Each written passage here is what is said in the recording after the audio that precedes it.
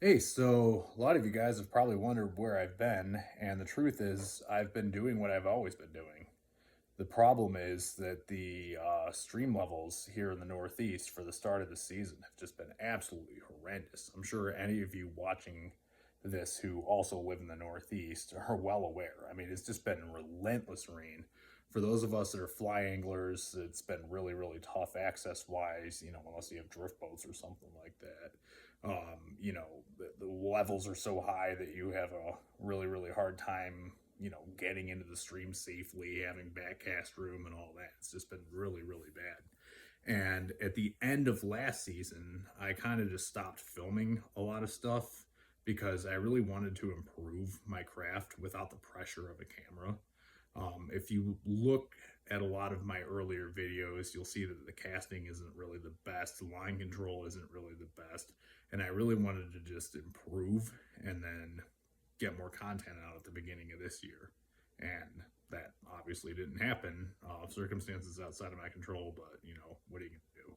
And I know a lot of people are probably thinking, oh, just start going for stillwater trout. And yeah, I really should do that more. Not really much of a stillwater angler, at least in terms of trout. Now, bass and stuff like that, yeah. I started off spin casting for bass and progressed into fly, which I think a lot of people that do fly, probably had a similar path. So, anyways, not too much happens in this video, but I really just wanted to get some stuff out there for you guys. I was running a traditional wet fly setup on my 4-weight Helios, which is one of my favorite ways to fish. Absolutely love it. You don't really have to worry as much about drag. In fact, drag is actually your friend. Really, really like that. And then I was also running my 1960 to 65 Herder's RB6H20. It's a 6-weight fiberglass rod, and then have a BFR or something like that, 1095 click and pawl reel, and then it's just 6-weight floating line on it. I've had a lot of rods just come into my possession lately. I actually own 10 fly rods now. It's really silly, but each rod that I'm running now, I kind of am trying to do a certain specialty with. And so this one is meant to just be a full retro setup. Graphite rods, to my knowledge, didn't actually hit the market until the 70s. And so I tried to go full retro with this thing. So the fiberglass rod and then a click and pawl reel. And I just feel like it's a little bit more old school of an experience, I guess, for lack of a better word. It's slow action. I really have to adjust my casts and stuff because so much stuff now is just fast. But it is a really, really good jerk strip setup.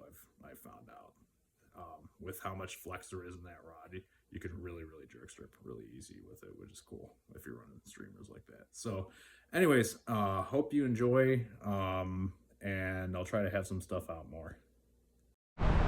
So we're doing what has turned into one of my absolute favorite ways to fish, which is traditional wet fly swing here.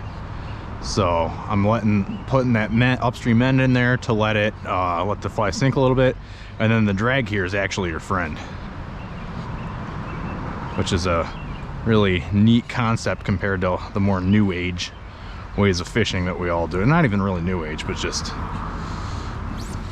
common ways. Oh, that was a horrendous cast. That's embarrassing. I had one on earlier and then broke it off, which you're going to do a lot in this method. It's one downside because you're trying to bring everything in from upstream or from downstream. Most of the time is when they take it on the swing. But we got what looks to be some caddis, BWOs, and March Browns coming off here.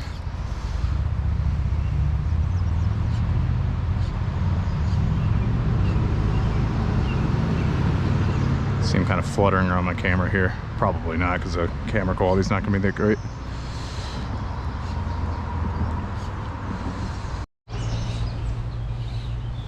As long as when you don't expect it.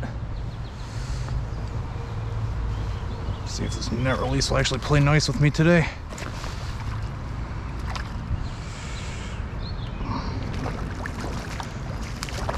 All right, we got one. Didn't really get to eat, but we'll take it. Just a stalker brown. There we go. Thanks for playing, guy.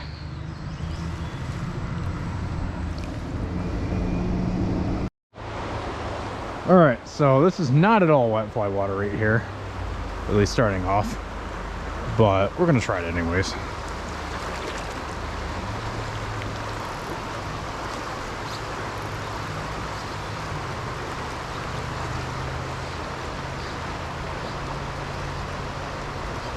I'm not going to spend much time in any of it here.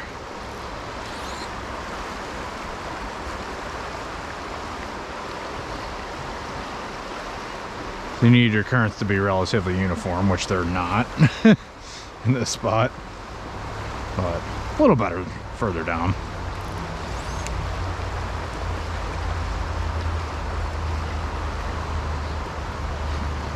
I'm just going to throw a streamer through here on the way back, and then probably call it after here.